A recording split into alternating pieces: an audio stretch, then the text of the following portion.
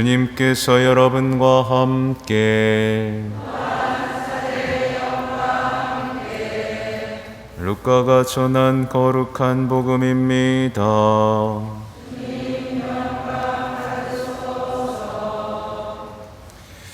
그때 어떤 율법 교사가 일어서서 예수님을 시험하려고 말하였다.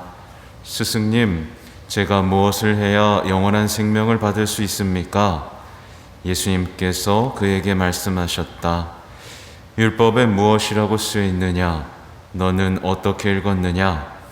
그가 내 마음을 다하고 내 목숨을 다하고 내 힘을 다하고 내 정신을 다하여 주 너의 하느님을 사랑하고 내 이웃을 너 자신처럼 사랑해야 한다 하였습니다.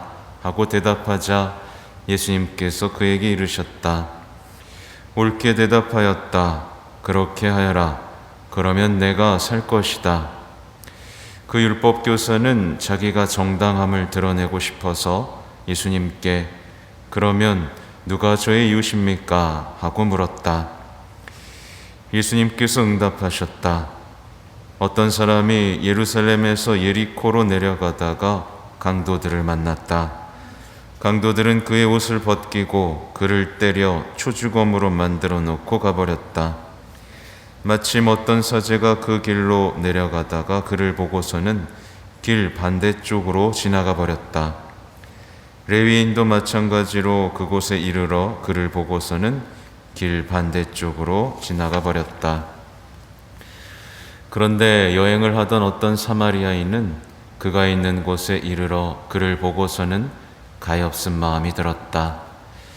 그래서 그에게 다가가 상처에 기름과 포도주를 붓고 싸맨 다음 자기 노새에 태워 여관으로 데리고 가서 돌보아 주었다. 이튿날 그는 2데나리온을 꺼내 여관 주인에게 주면서 저 사람을 돌보아 주십시오. 비용이 더 들면 제가 돌아올 때에 갚아드리겠습니다. 하고 말하였다. 너는 이 세 사람 가운데에서 누가 강도를 만난 사람에게 이웃이 되어 주었다고 생각하느냐? 율법교사가 그에게 자비를 베푼 사람입니다. 하고 대답하자 예수님께서 그에게 이르셨다. 가서 너도 그렇게 하여라. 주님의 말씀입니다.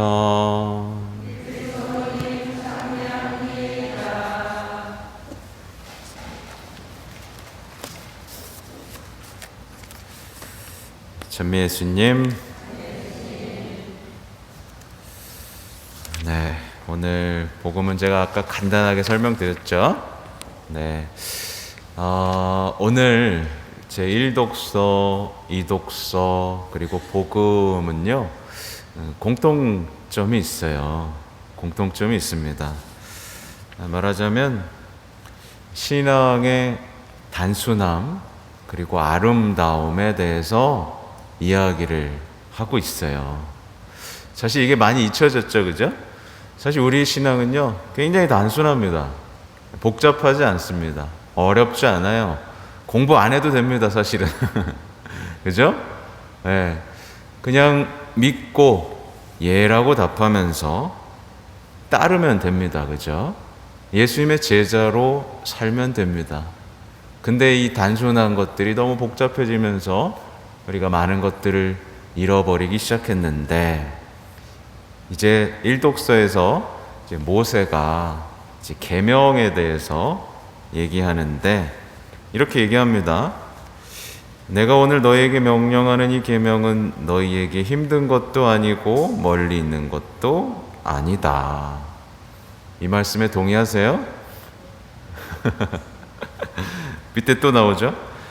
그 말씀은 너희에게 아주 가까이 있다. 너희의 입과 너희의 마음에 있기 때문에 너희가 그 말씀을 실천할 수 있는 것이다. 그러니까 말씀이 쉽다. 예, 계명은 쉽다. 이렇게 말씀을 해주시죠, 우리 모세가. 근데 정반대의 현상들이 벌어지고 있죠. 많은 분들이 신앙을 뭐라고 생각해요? 어렵다고 생각합니다. 네, 어렵다고 생각합니다. 말씀과 계명을 지키면서 사는 것이 힘들다고 불평합니다. 예. 이렇게 돼버렸어요. 근데 사람들은 참 이상한 것 같아요. 개인적으로. 사람들은 원하는 것을 위해서는 힘든 거 다 참습니다. 그죠? 근데 이상하게 신앙은 쉽기를 바랍니다. 신앙은 저절로 되기를 바랍니다. 가만히 있어도 믿음이 자라나고, 가만히 있어도 예수님을 알아가고, 그냥 가만히 있어서 뭐가 되기를 바라는 것 같아요.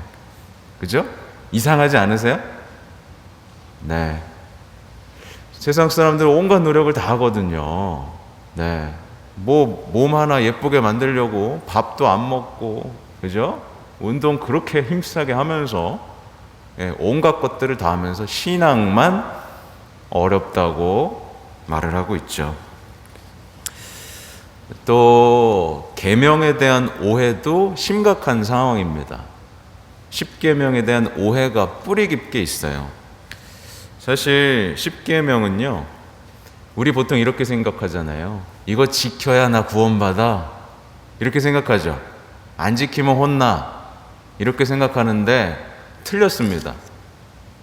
십계명을 주신 타이밍을 생각해 보면 돼요. 십계명을 언제 주셨냐면요, 먼저 구원해 주신 다음에 그 다음에 지키라고 주셨습니다. 지키면 구원해 준다가 아니라 이미 이집트에서 구원해 주신 다음에 그 다음에 십계명을 주셨어요. 이게 우리 머릿속에 탁 박혀 있어야 됩니다. 그러니까 지켜야 구원해 주시는 게 아니라 구원해 주신 다음에 주신 게 십계명입니다. 쉽게 조금 더 말하면 뭐냐면 지키지 않으면 혼난다. 이렇게 생각하면 큰일 나는 거고요. 어떻게 생각해야 되냐면 이미 주어진 구원과 생명을 지켜내기 위해서 지키는 게 십계명입니다. 그러니까 이미 나한테 구원과 생명이 있잖아요. 그걸 지키는 게 기쁘죠? 그죠? 이 기쁨이고 행복이어야 되잖아요. 그러니까 십계명은 행복인 거예요. 행복의 계명인 겁니다. 그죠? 근데 이거 지키기 싫다고 얼마나 투정을 부리는지 참 모르겠어요. 사랑의 계명도 마찬가지입니다. 마찬가지죠? 다 거저 주어진 하느님의 나라, 영원한 생명 다 거저 이미 주어졌는데 사랑의 계명을 하면서 그걸 지켜나가는 거예요. 안 지키면 잃어버리니까. 그러니까 적극적으로 사랑하면서 살아가야겠죠. 그죠? 십계명을 지킬 수 있는 방법도 간단합니다. 어떻게 하면 지킬 수 있을까요? 지키기를 원하면 됩니다. 그죠? 근데 우리 마음속에서는 이거 어떻게 안 지키고 좀 살 수 없을까? 유혹에 빠지는 거죠. 안 지키고 죄를 짓는 즐거움이 나한테 더 만족스러운 거예요.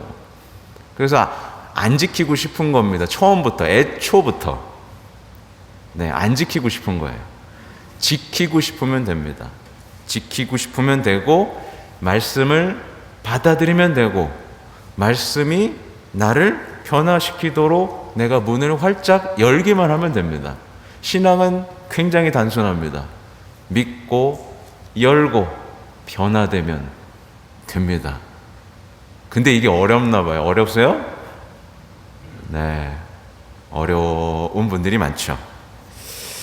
오늘 이 독서의 내용도요, 사실은 단순합니다. 바오로 사도가 약간 열이 받았어요. 왜 그러냐면 이 콜로세서잖아요. 콜로세 공동체에게 보낸 편지인데 콜로세 사람들이 자신들이 가진 신앙을 의심하기 시작한 겁니다. 이미 다 뭐랄까요? 하느님의 능력과 전능하심으로 죄에서 해방됐고 우리는 구원받았다는 걸 얘기했는데 이 사람들이 예수님만으로는 좀 안 될 것 같은데 라고 불신하면서 뭔가 다른 것에 희망을 두기 시작한 거예요. 그렇죠? 이런 현상이 오늘날에도 벌어지죠? 여러분은 세례 받은 것으로 이제 구원 받은 겁니다. 여러분은 신앙에 충실한 것으로 영원한 생명을 받습니다. 근데 자꾸 다른 거, 좋은 거 더 없을까? 라고 찾아봐요. 네, 자꾸 도망갑니다. 예, 좀 더 편한 거 없을까? 예, 주일 안 나오면서 구원받을 수 없나? 기도 안 하면서 구원받을 수 없을까? 뭐 이런 엉뚱한 생각들을 자꾸 하는 거예요. 네, 어떻게 될까요? 그렇게 되면서 이제 사도들이 전해준 영적인 지혜와 깨달음을 잃어버리기 시작한 거죠. 그 공동체가. 그러니까 처참했겠죠. 다 막 우상 숭배하고 미신 따르고 오늘날의 교회와 다르지 않은 모습이에요. 이렇게 되면 어떻게 되냐면 하느님을 아는 지식으로 점점 자라나야 됩니다. 와, 하느님이 이런 분이시구나. 감탄하고 감사하고. 그래서 보세요. 하느님을 찾아라. 너희 마음에 생기를 돋우어라. 이게 화답송이잖아요. 그러면서 하느님에 대한 믿음이 자라나는 건데 오늘날에 어떻죠? 성당을 나오는데 하느님은 점점 알 수 없는 분이 되어가고 있습니다. 왜 그래요? 하느님에게 신뢰를 둔 적도 희망을 둔 적도 없기 때문에 그런 거죠. 그러니까 여러분의 희망이 지금 어디에 있는지 보셔야 돼요. 어르신들 어디에 있습니까? 자식에게 있습니까? 네, 사둔 집에 있습니까? 네, 희망을 엉뚱한 곳에 두면 하늘나라의 지식은 닫혀버립니다. 그리고 정말 어리석은 사람이 돼버립니다. 그러니까 바오로 사도는 이렇게 얘기하는 거예요. 보이지 않는 하느님의 모상이며 모든 피조물의 맞이이십니다 하면서 쫙 설명하는 겁니다. 우리가 믿는 하느님은 이런 분이에요 라고 얘기하는 거예요. 이게 그러니까 믿으세요. 제발 다른 걸로 빠지지 마세요 라고 지금 얘기하고 있는 겁니다. 다시 한번 읽어보세요. 네, 아름다운 얘기들이 펼쳐지고 있습니다. 이제 오늘 복음 내용으로 가야 되는데 율법 교사가 이제 예수님을 시험하려고 어이가 없죠? 시험하려고 예수님께 스승님, 제가 무엇을 해야 영원한 생명을 받을 수 있습니까? 라고 묻죠. 여러분에게는 이런 질문들이 있습니까? 영원한 생명 받고 싶으세요? 네. 근데 영원한 생명에 관심이 없는 분들이 생각보다 많습니다. 세례 받을 때 사실 영원한 생명 때문에 여기 오신 거예요. 다 교육받죠? 우리 예비자 신자분들. 여러분들 여기 왜 있어요? 잘 먹고 잘 살려고? 가 아니라 영원한 생명을 얻기 위해서 이 자리에 왔죠. 근데 어느 순간부터 신앙인들 사이에서 이 질문이 사라져 버렸어요. 영원한 생명을 받기 위해서 내가 뭘 해야 되지? 한번 생각해 보십시오. 여러분 영원한 생명을 받기 위해서 뭐 하고 계세요? 보통 노후 준비는 잘합니다. 그죠? 자식들의 교육 준비, 여러 가지 경제 위기에 대한 준비는 열심히 합니다. 근데 이상하게 영원한 생명은 준비를 안 하기 시작했어요. 그러니까 질문이 사라져 버린 거죠. 대신에 어떤 질문만 남았냐? 어떻게 하면 더 잘 먹고 잘 살 수 있을까? 어떻게 하면 더 풍요롭고 안전하게 살 수 있을까에 대한 질문만 남아버린 거죠. 네, 이게 나쁘다는 건 아니에요. 당연한 욕구죠. 근데 첫 번째 있어야 될 영원한 생명에 대한 질문이 사라지는 순간 어떻게 될까요? 영원한 생명에 대한 질문이 사라지면 당연히 그 사람은 이제 더 이상 사랑하지 않습니다. 그 사람의 인생에서 사랑은 중요한 게 아니에요. 예. 그래서 이제 마음 놓고 미워하기 시작합니다. 그래서 가장 사랑해야 될 배우자와 각방을 쓰기 시작합니다. 너는 너, 나는 나.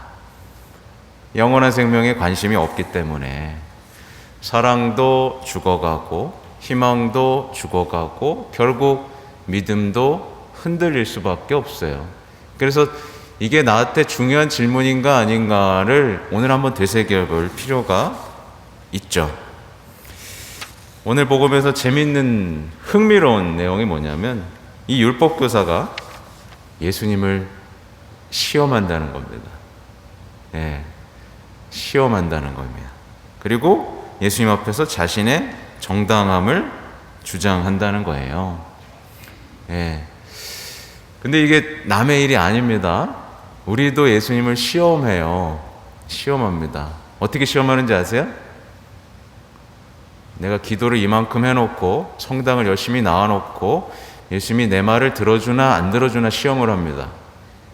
네. 그래서 들어주면 합격, 안 들어주면 탈락. 예수님 빵점, 들어주면 100점. 그죠? 그러니까 사실은 이 지혜의 원천이신 분 앞에서 무슨 시험을 해요. 우리가 시험을 받는 거지. 왜 자꾸 예수님을 시험하냐 이겁니다. 우리가 시험을 받는 거예요. 그죠? 그리고 예수님 앞에서